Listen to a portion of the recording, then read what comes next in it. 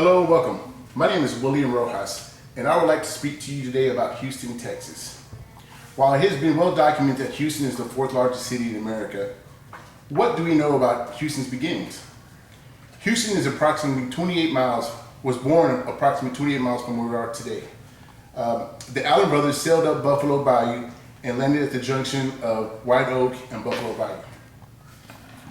In Marie McAshen's book, A Legacy on the Corner of Maine and Texas, she writes, and I quote, "The Allen brothers, Augustus Chapman and John Kirby, were swept into the roles of founding fathers of the city of Houston.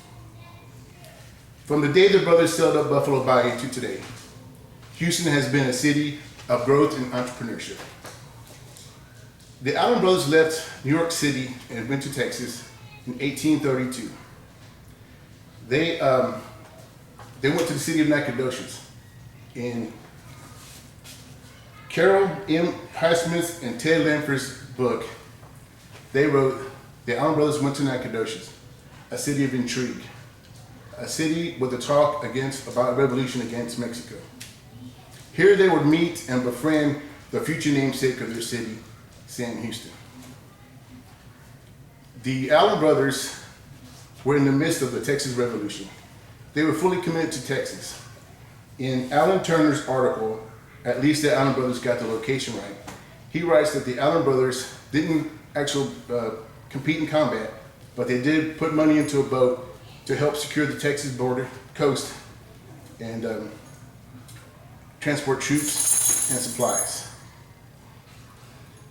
After the Texas won the revolution, the war, the Allen brothers knew that the new country, independent country of Texas, would need a capital.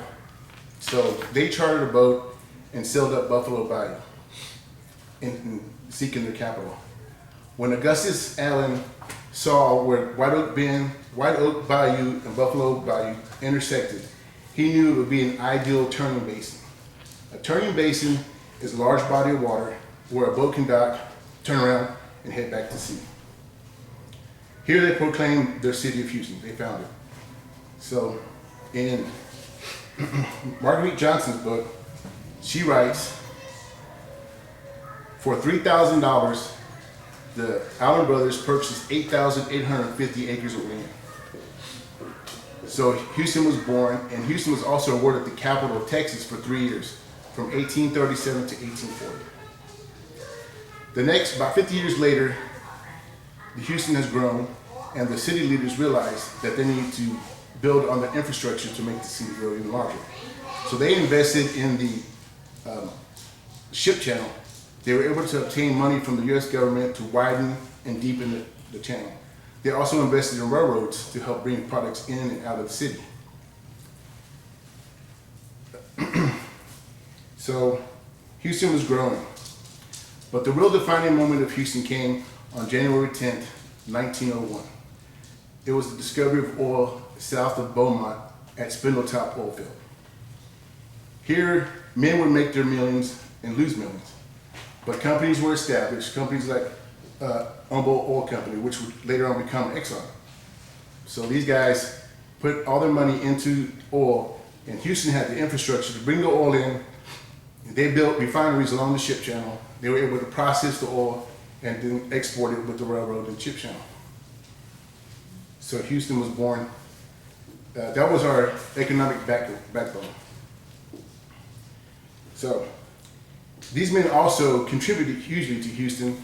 Most of our downtown skyline is because of the businesses, the buildings they erected. They donated money, schools were built, hospitals were built, and parks were built.